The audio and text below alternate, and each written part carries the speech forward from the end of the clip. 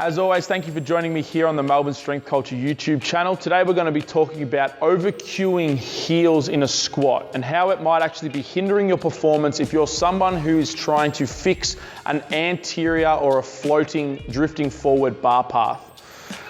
The heels cue can improve some people's squatting, particularly those who are quite extended and holding a lot of their tension through the front of their foot. However, if your bar path is drifting forward and you haven't first looked at the alignment of your system, being the barbell and your body at the start of your squat, over-cueing heels might actually be feeding the dysfunction in which you're trying to improve. And I'll explain that right now.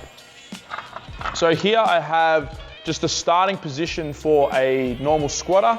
As you can see, we have the barbell centered directly over the back side of his foot, so over the heels. In order to get into this position, what generally normally happens is people will hyperextend or extend their knees a little bit further than what's needed to start a squat. And as a result, they'll then have to compromise their spine position in order to maintain that sort of balance on the back of their foot. So they're probably already going to start in a little bit more of an extended trunk position. Now what ends up happening is the barbell, as we start to fold in on our squat and we actually start to move as a system down into our squat, because the barbell can't move any further backwards, it can really only move forwards if at any point you start to not lose balance, but the balance point starts to shift. Because if the barbell moves too far back, what will end up happening is you'll lose balance, because the center of mass, if you squat heavy enough, will be centered around about where the barbell is. So as that bar starts to move forward, and if at any point it wants to actually shift its position in order to maintain balance of the system, what will end up happening is that bar will have to start to drift forward because it can't move backwards, because you're already sitting as far back on your base of support as you can.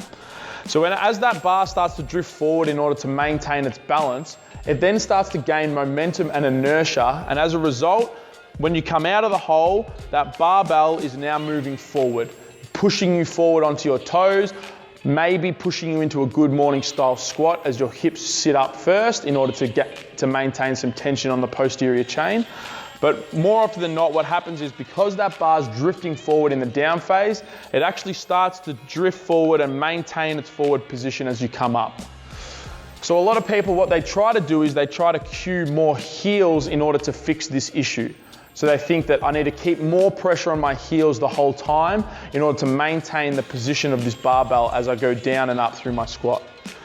Whereas if we come back to the start position, if we just move that barbell into the midfoot from the start, so instead of starting back on our heels with our hyperextended knees and a little bit of an extended trunk, if we just bring you forward into a midfoot, a more neutral position, bring your ribs down, find your pelvis, find a nice, good, strong core brace, and shift that barbell's position a little bit more midfoot, what will end up happening is now there's a bit of room to move for that barbell, either anteriorly or posteriorly. It's not all just going to drive forward as you move down through your squat.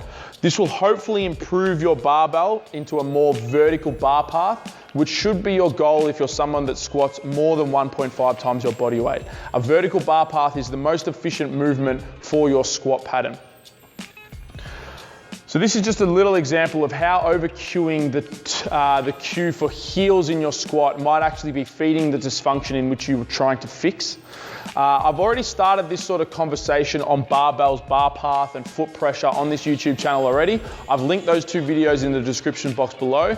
If you have any more questions on these sort of ideas, leave them in the comment section. You can follow us in the description. If you're new to the channel, please subscribe. As always, happy lifting and welcome to the culture.